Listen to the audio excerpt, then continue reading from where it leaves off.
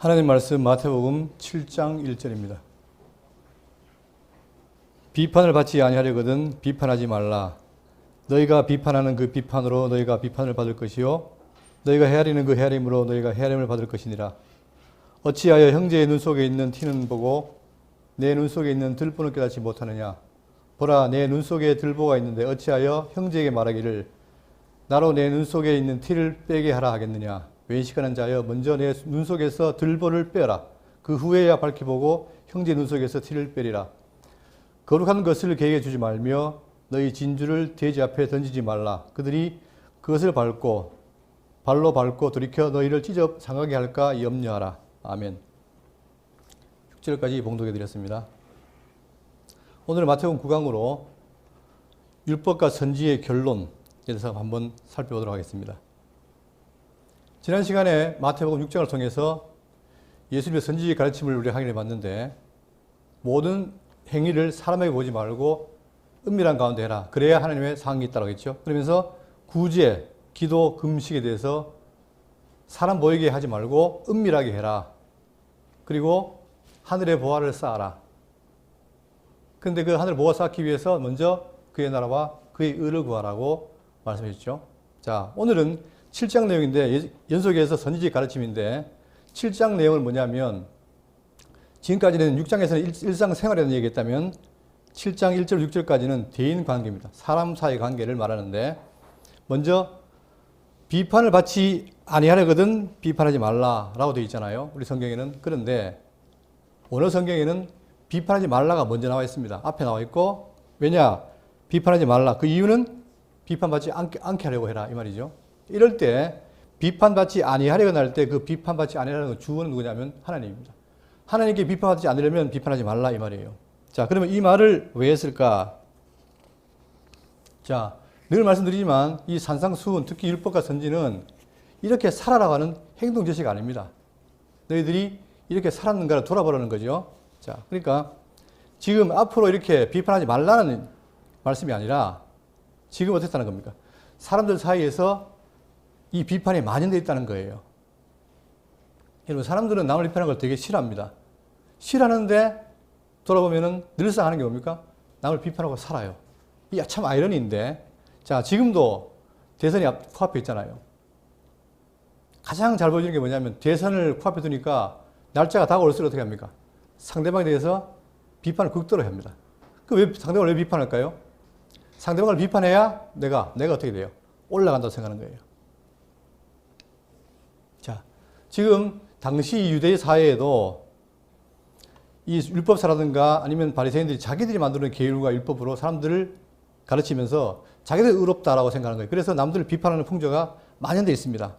이 상황에서 예수님은 비판하지 말라라고 경고를 하시는 거예요.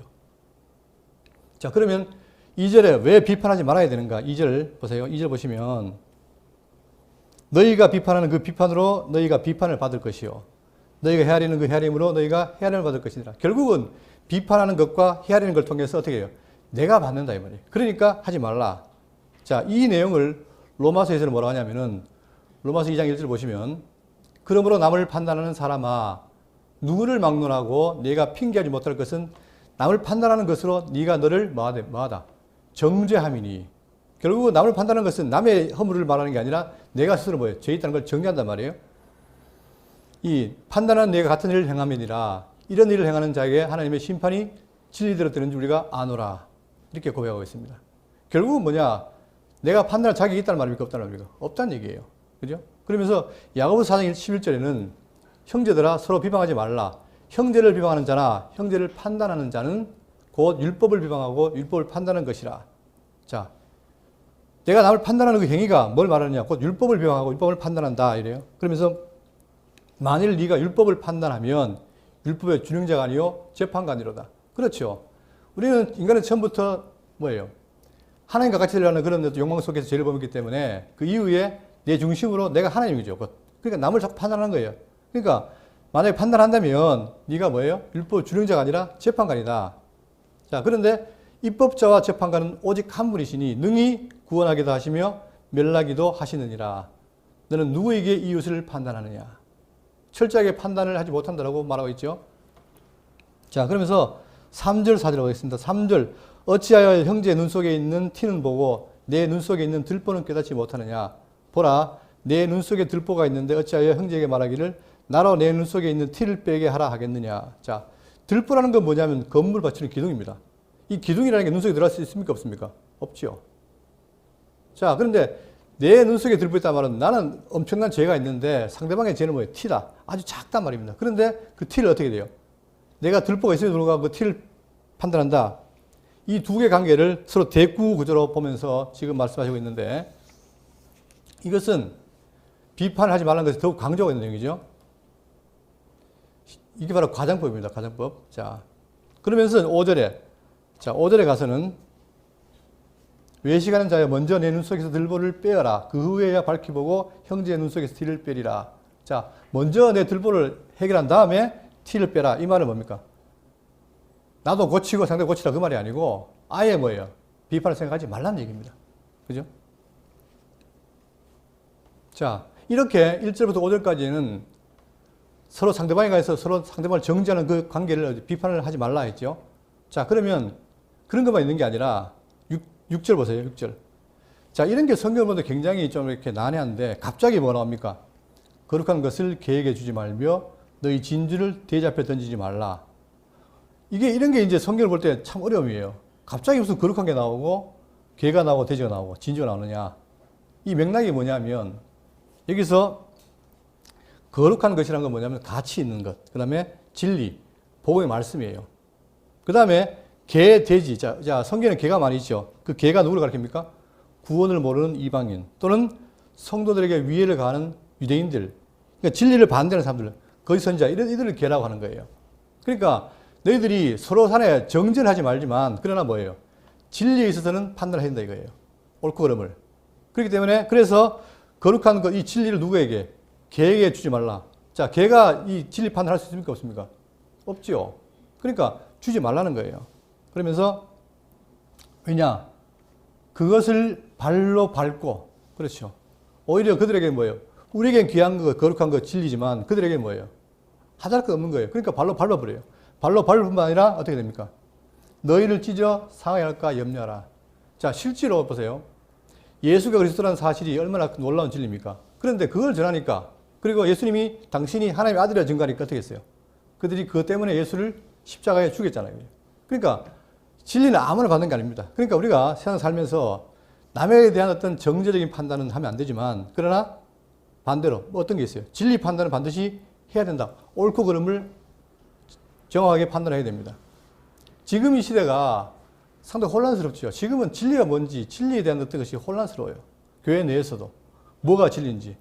이럴 때일수록 더욱더 진리에 대한 것을 판단하고 우리가 말씀을 바로 지키고 살아가야 될 때라고 생각됩니다. 자, 이렇게 판단에 대한 얘기를 한 다음에 자, 7절 구하라 그리하면 너에게 주실 것이요 찾으라 그리하면 찾아야 될 것이요 문을 두드리라 그리하면 너에게 열릴 것이니. 자, 옛날에 이거 뭐 제가 알기로는 그것도 빵 봉지에다가 이런 거 다 뭐 구워서 적어놓고 그런 거 보고 아 구해야 되는구나 이렇게만 했잖아요. 근데 막연한 거잖아요. 자, 그러면 무엇을 구하고 무엇을 찾고 무엇을 두드려야 되느냐 이게 문제잖아요. 자, 이렇게 하면 뭐예요? 이렇게 하면 구하는 이마다 받을 것이요 찾는 이가 찾을 것이요 두드리는 이에게 열릴 것이라 했습니다. 자, 여기에 대해서 말하기를 시편 기자가 말하기를 시편 145편 17절 보겠습니다. 자, 여호와께서는 그 모든 행위에 의로우시며 그 모든 일에 은혜로우시도다. 여호와께서는 자기의 간구하는 모든 자 곧 진실하게. 자, 진실하게라는 말이 아주 순전하게 뭐 진정되게 이런 의미도 있지만 더 중요한 건 뭐예요? in truth. 진리 안에서 간구하는 모든 자에게 가까이 하신도다. 자, 진리 아니라는 게 뭡니까? 진리가 뭘 가르쳐요, 지금? 약속하는 게 있죠? 진리의 말씀. 내가 곧 길이요, 진리요. 그러니까 진리라는 게 추구하는 바가 있단 말입니다. 약속한 게 있고. 그러니까 그 진리, 진실되게 진리 안에 구하는 자에게는 가까이 한다. 그는 자기를 경외하는 자들의 소원을 이루시며 또 그들의 부르짖음을 들으사 구원하시리로다. 여호와께서 자기를 사랑하는 자들은 다 보호하시고 악인들은 다 멸하시리로다. 그러니까 중요한 거는 진실하게 진리 안에서 구해야 들으신다. 그리고 구원하신다. 이게 약속입니다. 자, 그런데 대부분 사람들은 뭡니까? 구할 때 뭘 구해요? 무엇을 먹을까? 뭘 입을까? 뭘 마실까? 다 육체적인 걸 구하잖아요. 우리도 생각해 보십시오. 우리도 지금 살아가면서 거의 구하는 모든 것이 뭐예요? 진리에 가는 것보다는 주로 우리가 살아가는 현실 문제를 많이 기도합니다. 자, 그런데 갑자기 이 7장 7절에 와서 구하라, 찾으라, 두드리라. 그러면 열릴 거다, 찾을 거다. 이렇게 말한단 말이에요. 그러면서 자, 9절. 너희 중에 누가 아들이 떡을 달라 하는데 돌을 주며 생선을 달라 하는데 뱀을 줄 사람이 있겠느냐. 너희가 악한 자라도 좋은 것으로 줄 줄 알거든, 자식에게 줄 줄 알거든, 하물며 하늘에 계신 너희 아버지께서 구하는 자에게 좋은 것으로 주시지 않겠느냐. 사람도, 악한 자도 자식이 구하면 주는데 하물며 하나님이 주시지 않겠느냐 이거예요. 문제는 뭡니까? 하나님이 뭘 구하라 했느냐 이거 알아야 된다는 거죠. 그 모르고 그냥 자기 거 구하면 안 돼요. 욕심 구하면 안 된단 말입니다.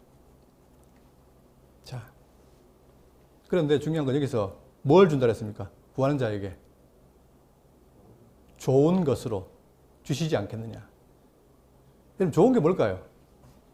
사람이 좋은 건 다 좋아하는데 좋은 게 뭔지 모르는 거예요. 좋은 게 뭡니까? 자, 이 좋은 것을 구체적으로 보기 위해서 누가복음 11장 9절에 똑같은 내용인데 제가 끝에 보십시오. 자, 13절. 너희가 악할지라도 좋은 것을 자식에게 줄 줄 알거든, 하물며 너희 하늘 아버지께서 구하는 자에게 성령을 주시지 않겠느냐 하시느니라.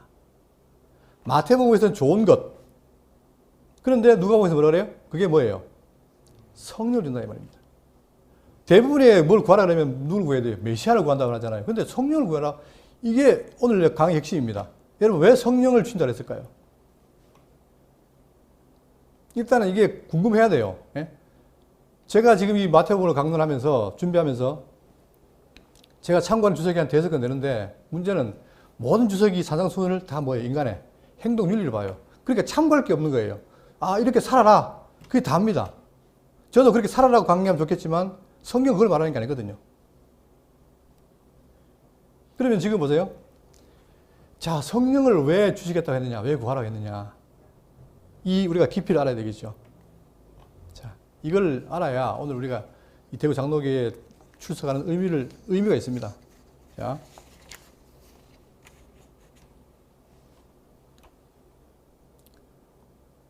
이사야 11장 1절입니다. 이새의 줄기에서 한 싹이 나며 그 뿌리에서 한 가지가 나서 결실할 것이요. 그의 위에 여호와의 영, 곧 지혜와 총명의 영이요. 모략과 재능의 영이요. 지식과 여호와를 경외하는 영이 강림하시리니 그가 여호와를 경외함으로 즐거움을 삼을 것이며 그의 눈에 보이는 대로 심판하지 아니하며 그의 귀에 들리는 대로 판단하지 아니하며 공의로 가난한 자를 심판하며 정직으로 세상에 겸손한 자를 판단할 것이며 그의 입의 막대기로 세상을 치며 그의 입술의 기운으로 악인을 죽일 것이며 공의로 그의 허리띠를 삼으며 성실로 그의 몸의 띠를 삼으리라. 이게 이사야 11장 내용인데 이 이사야 11장에 누가 온다고 했어요?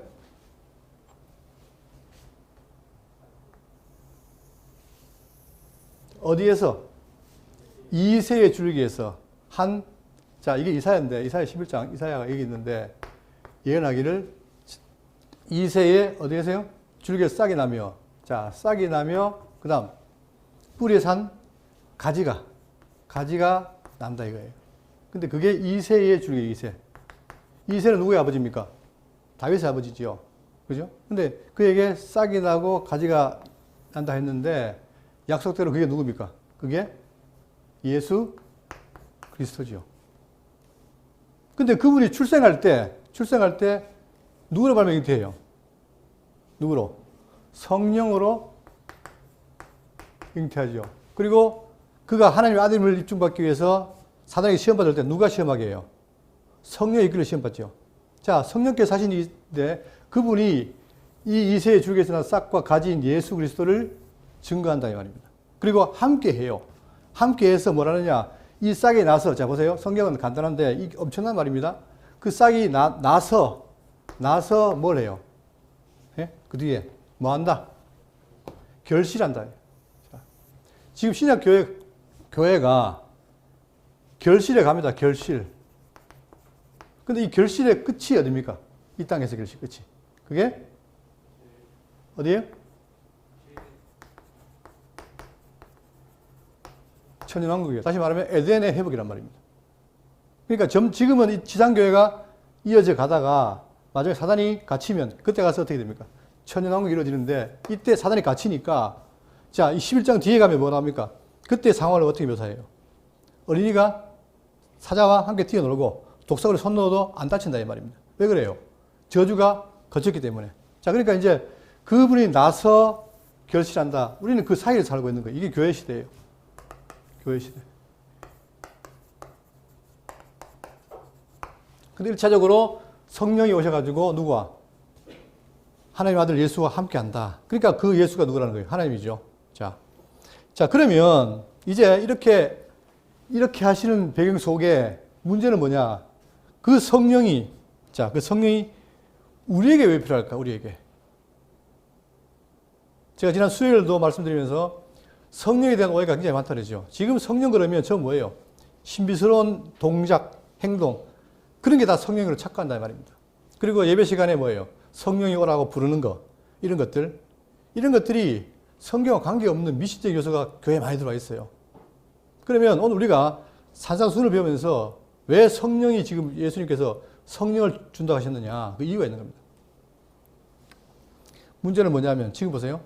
이 산상수훈, 율법과 선지를 지금 가르치는데 이 가르치는 말씀을 누가 듣습니까? 제자가 듣고 있죠. 근데 중요한 건 제자가 그 말을 알아들을까요? 못 알아들을까요? 이해할까요? 못 할까요? 이해하지 못해요. 그래서 하물며 너희일까 보냐 하면서 믿음이 적은 자들 하잖아요. 그죠? 그리고 성경에 보면은 마지막까지 예수님이 부활했어요. 근데 부활했는 그 사건도 믿어요, 안 믿어요? 안 믿어요. 희한하잖아요. 예수님 직접 가르친 제자들이 예수님이 부활한다 해놓고 진짜 부활했는데 그 부활한 걸 본 사람 두 청년이 와서 이야기해도 안 믿고 직접 나타나가지고 뭐예요? 당신이 보여줘도 안 믿는 거예요. 왜 그럴까요? 자, 여기서 성령의 필요성이 느껴집니다. 뭐냐면 마음대로 믿을 수 없어요. 왜? 성령이 와야 우리를 깨닫게 하기 때문에. 자, 그래서 요한복음 16장 7절. 자, 그러나 내가 너에게 실상을 말하노니 내가 떠나가는 것이 너에게 유익이라. 예수님 떠나가겠다는 거예요. 그래서 그게 떠나가는 게 유익이라는 거예요. 내가 떠나가지 아니하면 누구가? 보혜사가 너에게로 오시지 아니할 것이요. 가면 내가 그를 너에게로 보내리니 그가 와서 죄에 대하여, 의에 대하여, 심판에 대하여 누구를 책망합니까? 세상을 책망하시리라. 우리가 아니고 세상을 책망하는 거예요. 근데 뭐라고 했느냐? 그 죄에 대하여라 함은 그들이 나를 믿지 아니하여. 세상은 예수 안 믿잖아요. 그 다음에 의에 대하여라 함은 내가 아버지를 가니 너희 다시 보지 못하며. 그 다음 심판에 대하여라 함은 이 세상 임금이 심판을 받았습니다. 이걸 책망한단 말입니다. 자, 그런데 12절 내가 아직도 너희에게 이를 것이 많으나 지금은 너희가 감당하지 못하리라. 예수님 많은 말씀이에요. 근데 그 말씀 중에 대부분이 게 뭐예요? 하늘의 거잖아요. 하늘의 거를 말하니까 저희들이 알아들을 수가 없는 거예요. 예수님 그 말씀이에요. 내가 너희에게 이를 것이 많다. 그런데 지금은 너희가 감당치 못한다. 그러나 13절 진리의 성령이 오시면 그가 너희를 모든 진리 가운데로 인도하시리니. 바로 성령의 역할이 그겁니다. 자, 여러분 성령의 역할은 샬라샬라 하는 게 아니고 막 병낫게 하는 거 이게 주 목적이 아니라 가장 중요한 건 뭐예요? 진리 가운데로 인도해서 우리를 진리를 깨닫게 하는 거예요. 여러분. 그가 스스로 말하지 않고 오직 들은 것을 말하며 장래 일을 너에게 알리시리라. 그가 내 영광을 나타내니 내 것을 가지고 너에게 알리시겠습니다. 그러니까 지금 성경은 뭐냐? 예수님도 성령을 통해서 역사하셨고 그 교회의 성도들이 뭐가 와야 된다? 성령이 오셔야 깨닫게 된다. 그러나 이전에 지금 예수님께서 이 땅에 와서 가르친 것은 들어도 무슨 말인지 모른다 이 말이에요. 그러니까 대표적인 사건으로 그 당시에 헤롯 성전이 40년 동안 짓고 있는데 예수님이 뭐래요? 그걸 헐어버려라. 내가 며칠 만에 3일 만에 짓겠다. 그러니까 그 말을 듣고 다 웃었겠지요. 제 양반이 뭐 잘못 먹었나? 말이 안 되는 거 아닙니까? 40년 동안도 지어 다 못 짓는 성전을 3일 만에 짓겠다? 근데 그들이 거기 보면 뭐예요? 그 나중에 성령 온 뒤에 깨닫더란 말이 나오는 거예요. 그러니까 진리는 우리 기독교 인식론에서 진리는 뭐예요? 철저하게 우리 영이 중생하고 성령이 깨닫게 해야 가능한 겁니다. 그러니까 우리 성도들은 진리의 말씀을 듣고 성령으로 말미암아 깨닫고 그 깨달은 대로 살아가는 게 교회 성도들인데 이게 너무나 중요한 거죠. 자, 이렇게 되니까 중요한 거는 이제 보혜사를 보내겠다 약속했잖아요. 자, 이제 보혜사, 예수님이 가신 다음에 뭘 보내겠다? 보혜사를 보내겠다. 이 약속이에요. 그죠? 그러니까 그들이 예루살렘, 자, 마가다락 앞방에서 어떻게 했습니까? 120문도가 모여서 뭘 기도했어요? 약속된 것을 기다렸다. 그 약속된 게 뭡니까? 그게 성령인 거예요. 그걸 기다린 거예요. 그래서, 자, 사도행전 23장, 2장 37절. 그들이 이 말을 듣고 마음에 찔려. 자, 이거는 이미 성령이 온 뒤지요. 그들이 이 말을 듣고, 이 말이라는 게 뭐냐? 이 모여있던 제자들이 누구의 말을 들었어요? 베드로의 설교를 들은 거예요. 베드로의 말을 듣고 마음에 찔려. 베드로가 다른 사도들에게 물어 이르되 형제들아 우리가 어찌할꼬. 자, 우리가 어찌할꼬. 이게 어떻게 나오는 말입니까? 지금까지 자기들은 뭐예요? 죄가 뭔지 의가 뭔지도 몰랐단 말입니다. 그런데 성령이 약속된 성령이 오시니까 우리에게 뭐예요? 마음에 찔리게 해서 깨닫게 하는 거예요. 아, 내가 죄인이었구나. 어찌할꼬 하거늘 베드로가 이르되 너희가 회개하여 각각 예수 그리스도 이름으로 세례를 받고 죄의 사함을 받으라. 그리하면 성령의 선물을 받으리니 이 약속은. 자, 그런데 우리가 이제 죄 사함보다가 더 관심이 어디 있습니까? 성령 선물이에요. 그래갖고 저도 어릴 때 방언을 해야 되고 뭐 예언 기도를 하고 막 외적인 어떤 그 현상 이런 걸 굉장히 추구했는데 성경을 점점 깨닫다 보니까 그건 정말 아무것도 아닌 거예요. 수단인 거예요. 중요한 건 뭡니까? 죄 사함. 이 죄 사함이 얼마나 중요한지 알게 되는 거예요. 그러니까 내가 죄인이라는 걸 누가 깨닫게 하느냐? 누가 깨닫게 해요? 성령께서 깨닫게 하신 거예요. 자, 그리하면 성령을 선물로 받으리니. 자, 여기서 그리하면 성령을 선물로 받으리니 그러니까 마치 죄 사함을 먼저 받고 그리하면 순서적으로 뒤다. 이게 아니고 여기서 그리하면이라는 말이 헬라어로 카이라는 접속사인데 그냥 그리고입니다. 그리고 이 두 개는 동시의 사건인 거예요. 이게 순서가 있는 게 아니고. 자, 이 약속은 너희와 너희 자녀와 모든 먼데 사람 곧 우리 주 하나님이 얼마든지 부르신 자들에게 하시는 것이라. 자, 보세요. 먼데 사람이 누구죠? 이방인인 거예요. 이방인. 우리는 전혀 약속도 없잖아요. 근데 먼데인 우리에게도 뭐예요? 이게 해당되는 거예요. 이 약속이. 그리고 얼마든지 부르신 자에게 하신 것이라 하고 또 여러 말로 확증하며 권하여 이르되 너희가 이 패역한 세대에서 구원을 받으라 하니 그 말을 받은 사람들은 세례를 받음에 이날의 신도의 수가 3,000이나 더하더라. 드디어 뭐예요? 약속된 성령이 오셔서 우리를 어떻게 합니까? 이제 깨닫게 하는 거예요. 어떤 걸? 예수님이 이 땅에 오셔서 가르친 말씀을 다 기억나게 하고 생각나게 해서 깨닫게 하는 거예요. 그걸 들으니까 산상수훈 내용이 우리들로 살라는 게 아니라 네가 이걸 보면 율법과 선지를 보면 네가 죄인인지를 깨닫느냐? 그거예요. 그러니 죄가 드러나니까 어떻게 됩니까? 어찌할꼬? 어찌할꼬? 메시아를 의지해야 되죠. 그 역사가 사도행전 아닙니까? 예? 자, 이만하면 여러분 왜 성령이 주신지 아시겠죠? 중요한 건 지금 산상수훈을 가르치고 있지만 바리새인도 못 알아먹고 그다음 서기관도 못 알아먹고 누구도 쟤네도 몰라요. 그런데 그들은 팽개치지만 중요한 건 뭐예요? 제자들에게는 뭘 보내요? 약속된 성령을 보내서 그걸 깨닫게 합니다. 그래서 이 죄사함이 여기서 벌어지죠. 죄사함. 예수님이 누구를 부르러 왔어요? 나는 의인을 부르러 온 것이 아니라 죄인을 부르러 왔다. 그러니까 죄인들이 이제 오는 거예요. 죄인들이 와서 이 십자가의 죄사함을 받으러 오는 거예요. 그게 바로 교회입니다. 교회. 그런데 이것도 죄사함 받는 것도 성령이 깨닫게 하지 못하면 마음의 감동을 주지 않으면 안 된다는 거예요. 자, 그럼 이걸로 말하면 오늘 여기 앉아있는 여러분과 저는 뭐예요? 성령의 감동을 받은 자들이에요. 그러니까 내 죄를 해결해야 되겠다. 세상 사람들은 뭡니까? 여러 가지 방법으로 자기 죄를 해결하려고 하잖아요. 특히 절에 가서 열심히 빌고 삼천배하고 그렇게 사는 사람도 있고 많지만 우리는 뭐예요? 오직 예수 그리스도를 의지해서 죄사함 받기 위해서 모인 게 우리 장로교 성도들 아닙니까? 자, 다시 본문으로 가서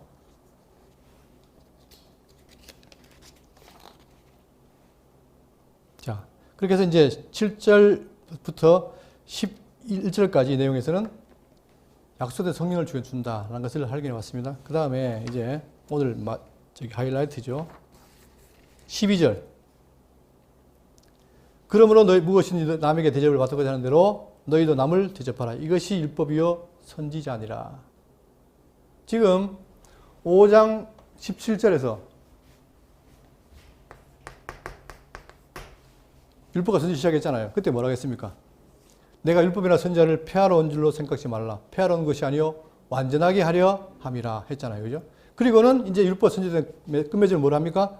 그러므로 무엇인지 남에게 대접을 받고자 하는 대로 너희도 남을 대접하라. 이것이 율법이요 선지자니라. 그러니까 이때 그러므로라는 말은 앞에 내용 전부를 다 받는 거예요.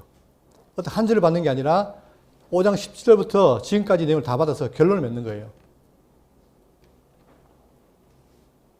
자, 그런데 전부 뭐냐면 이 7장 12절을 가지고 율법과 선지의 결론인데 이걸 뭐랍니까? 황금률이라고 그래요. 성도의 황금률이다. 우리가 이렇게 살아야 한다는 윤리를 제시한 것이다 보는 거예요. 여러분 과연 그럴까요? 늘 말씀드리지만 성경은 윤리를 우리에게 제시하는 게 아닙니다.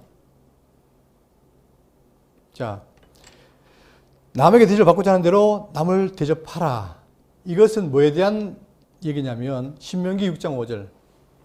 너는 마음을 다하고 뜻을 다하고 힘을 다하여 내 하나님 여호와를 어떻게 하라? 사랑하라. 성경은 끊임없이 뭐예요? 하나님을 사랑하라는 거예요. 두 번째 레위기 19장 18절. 원수를 갚지 말며 동포를 원망하지 말며 내 이웃 사랑하기를 내 자신과 같이 사랑하라. 나는 여호와니라. 결국은 구약에서 말하는 신명기나 레위기는 뭐예요? 위로 하나님 사랑, 아래로 이웃 사랑해라. 결국은 사랑이라는 게 가장 율법의 중심이라는 거죠. 그러니까 남을 대접하라는 말은 바로 그거에 사랑하라는 얘기예요. 그게 율법 선지의 핵심이다. 대강령이다 이거죠. 자, 이 말을 마태복음 20장 35절에 그 중에 한 율법사가 예수를 시험하여 묻되 선생님, 율법 중에서 어느 계명이 크니까? 예수께서 이르시되 네 마음을 다하고 목숨을 다하고 뜻을 다하여 주 너의 하나님을 사랑하라 하셨으니 이것이 크고 첫째 되는 계명이요 둘째도 그와 같으니 내 이웃을 내 자신같이 사랑하라 하였으니 이 두 계명이 온 율법과 선지자의 강령이니라. 그런데 자 복음서에 보면 나오지만 어떤 청년이 왔습니다. 내가 어떻게 하여 구원을 영생을 얻으리까? 뭐라 합니까? 율법을 지켜라. 그런데 이 청년이 뭐라 했어요? 아, 나는 다 지켰는데요. 그러니까 네 있는 거 갖다 팔아서 이웃에 나눠줘라. 그러니까 어떻게 합니까? 근심하며 돌아갔더라. 그러면서 이 부자는 천국 가기가 누구가? 낙타가 바늘귀 되는 것보다 더 어렵다. 그러니까 그럼 누가 구원받겠습니까? 하니까 예수님이 뭐라 그래요?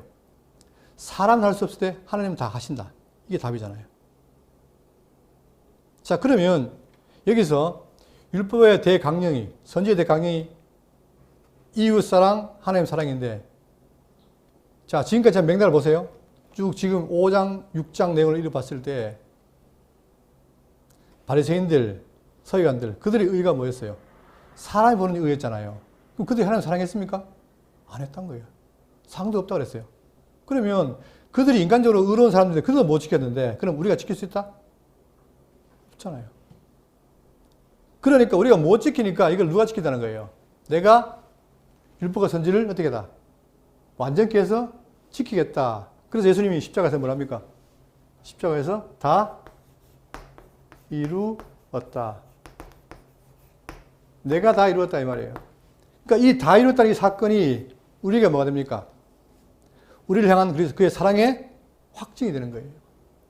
내가 예수를 왜 믿느냐? 바로 이것 때문이에요. 이 짐을 내가 질 수가 없단 말입니다. 도저히 내가 감당할 수 없단 말입니다. 하나님 사랑커녕 지금 보세요. 지금 오늘 7장 1절에 비판하지 말라. 아니 솔직히 생각해 보세요. 정말 저도 비판하기 싫어요. 그런데 나도 모르게 비판하고 있어요. 이게 인간이에요. 왜 그러냐? 날 때부터 죄인이기 때문에 그래요. 그런데 그걸 내가 못하는 걸 누가? 예수님이 다 이루었어요. 십자가에서. 자, 그러면 이 율법과 선지의 그 결론이 뭐냐? 로마서 3장 10절입니다. 기록된 바 의인은 없나니 하나도 없으며 깨닫는 자도 없고 하나님을 찾는 자도 없고 다 치우쳐 함께 무익하게 되고 선을 행한 자는 없나니 하나도 없도다. 그들의 목구멍은 열린 무덤이요 그 혀로는 속임을 일삼으며 그 입술에는 독사의 독이 있고. 자, 이걸 읽으면서도 야, 어떤 놈이 되게 못됐네, 악하네, 이렇게 하면 안 돼요. 이게 누구 말한 말입니까? 누구 모습? 내 모습이라는 얘기예요. 14절 그 입에는 저주와 악독이 가득하고 그 발은 피 흘리는 데 빠른지라 파멸과 고생이 그게 있어 평강의 일을 알지 못하였고 그들의 눈앞에 하나님을 두려움이 없느니라. 함과 같으니라. 우리가 알거니와 무릇 율법이 말하는 바는 율법 아래에 있는 자들에게 말하는 것이니. 우리가 다 어디 있습니까? 다 율법 아래에 있잖아요. 예? 이는 모든 입을 막고 온 세상으로 하나님의 심판날에 이르게 하려 함이라. 그러므로 율법의 행위로 그 앞에 의롭다 하시는 얻을 죄가 없나니 율법으로는 죄를 깨달음이라. 결국은 우리가 죄를 깨닫고 심판날에 있게 하는 것이 뭐였다? 그 율법의 말씀이란 말입니다. 근데 그분이 다 이뤘단 말은 뭐예요? 우리가 죽을 걸 대신 십자가에 죽으신 거예요. 그러니까 잃어버린 거예요. 그러니까 다시 우리에게는 뭐가 없어요? 율법의 요구가 있다 없다? 없다 이 말입니다. 자, 제가 왜 자꾸 그걸 강조하냐면 저도 율법 지키면 좋은데 율법을 지킬 수가 없어요, 여러분. 우리 어디가 있어요? 어디 아래 있습니까? 예 계명 아래 있는 게 아니라 어디 있어요? 세 계명 아래 있어요. 근데 자, 제가 한 가지 말씀드릴게요. 예 계명도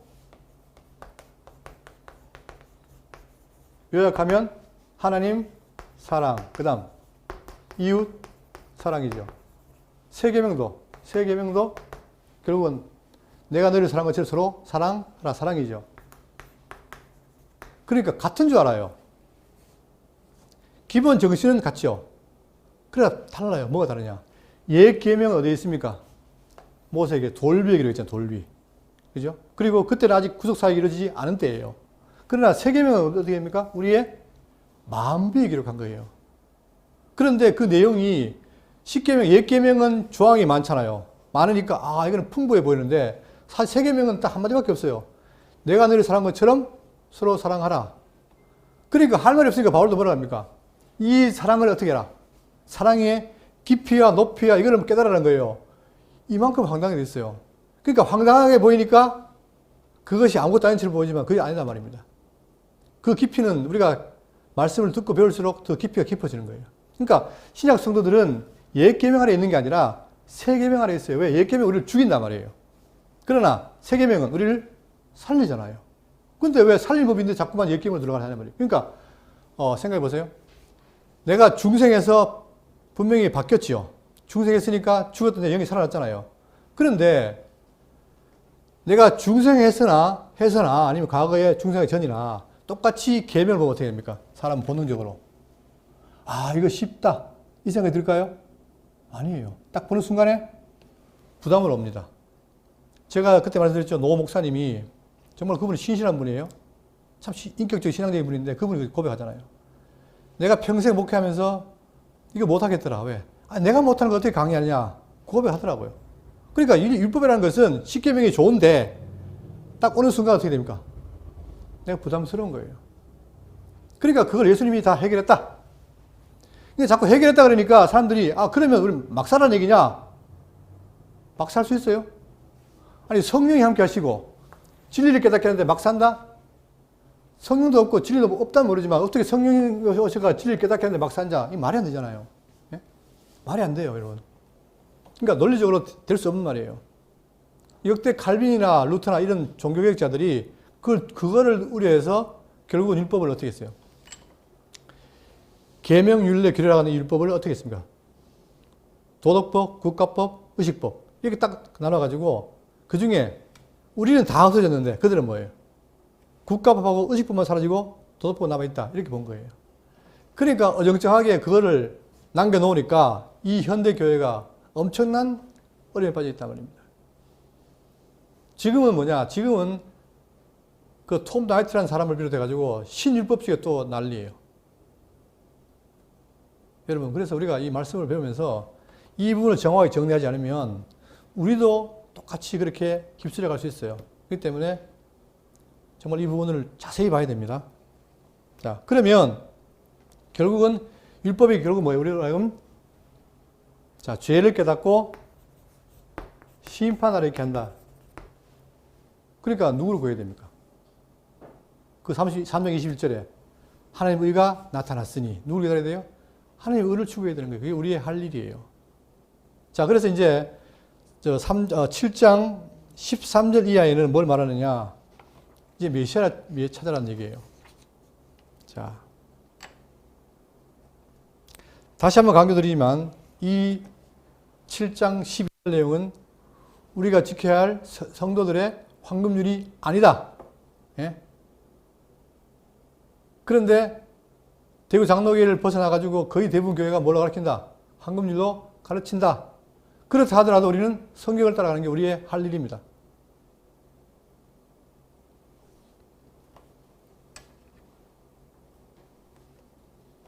자, 이렇게 율법과 선지는 우리에게 우리 자신의 모습을 보게 하고 하나님을 지키게 하겠는데 13절 좁은 문으로 들어가라. 멸망으로 인도하는 문은 크고 그 길이 넓어 그리로 들어가는 자가 많고 생명으로 인도하는 문은 좁고 길이 협착하여 찾는 이가 적음이라. 자, 이걸 놓고도 이제 또 요즘 그 자기 십자가 고난의 길 말하게 하잖아요. 그러니까 좁은 문으로 들어가니까 고난을 지고 가라. 아닙니다, 여러분. 고난은 예수님이 지고 갔잖아요. 우리는 남은 고난이 있지만 그것은 짐이 쉬운 거예요. 예? 근데 마치 기독교인이면 자기 십자가를 지고 사는 것이 무슨 대단한 모델인 줄 알고 자기 부인이 말하는데 제가 묻고 싶어요. 자기 부인이 됩니까, 여러분? 될까요? 안 돼요. 자기 부인도 진리를 통해서 깨닫지 않으면 안 돼요. 근데 말로만 자기 부인을 하면서 제가 경험한 바에 의하면 자기 부인을 외친 사람들이 다 자기 자랑하고 살더라고요. 그게 인간이에요, 여러분. 그러면 이 좁은 문은 어떤 그리스도인으로 살아야 고난의 길이 아니고 뭐라는 거예요? 구원의 문이에요, 구원의 문. 생명의 문. 근데 그걸 왜 좁은 문이라 했을까? 누가복음 13장 22절. 예수께서 각 성 마을로 다니사 가르치시며 예루살렘으로 여행하시더니 어떤 사람이 여짜오되 주여 구원을 받은 자가 적으니까? 자, 여기 또 이렇게 단도직입 물어요. 구원을 받은 자가 적으니까 그들에게 이르시되 좁은 문으로 들어가기를 힘쓰라. 자, 의미가 나오죠. 좁다는 말은 뭡니까? 구원의 문이 좁다는 얘기는 구원받을 자가 적다는 얘기예요. 내가 너에게 이르노니 들어가기를 구하여도 못하는 자가 많으리라. 구원받고 싶어도 구해도 뭐예요? 못 받은 자가 많다는 거예요, 이게. 예수님 말씀이에요. 다시 돌아와서 좁은 문으로 들어가라. 멸망으로 인도하는 문은 크고 그 길은 그리 넓어 그리로 들어간 자가 많고 생명으로 인도하는 문은 좁고 길이 협착하여 찾는 이가 적음이라. 우리 같으면 다 뭐예요? 그렇게 가고 싶겠지만 그게 안 된다 이 말입니다.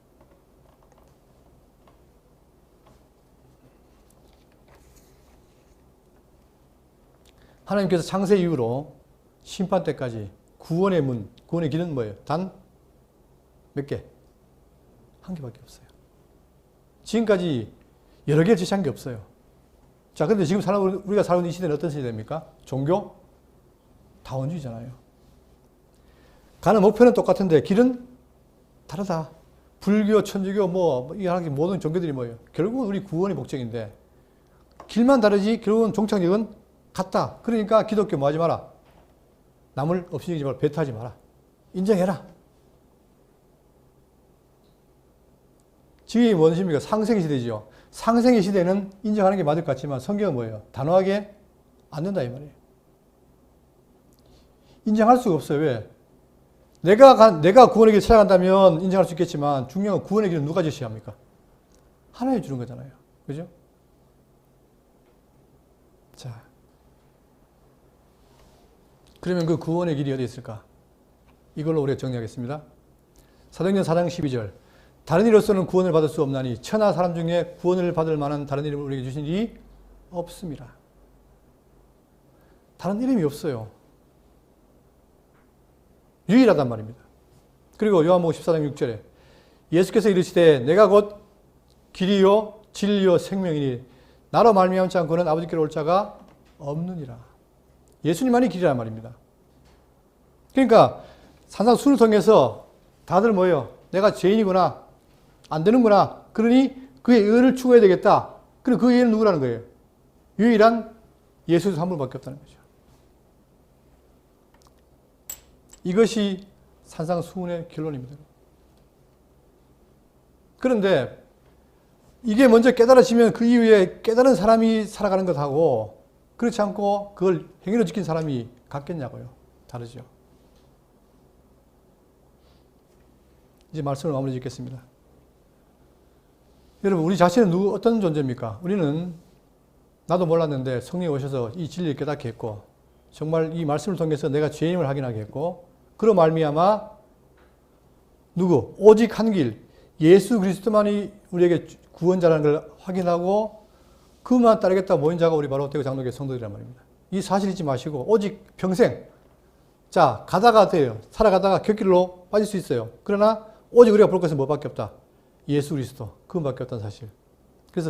그래서 the only son 유일한 아들 자 그분 의지하고 살아가시기를 부탁드리겠습니다.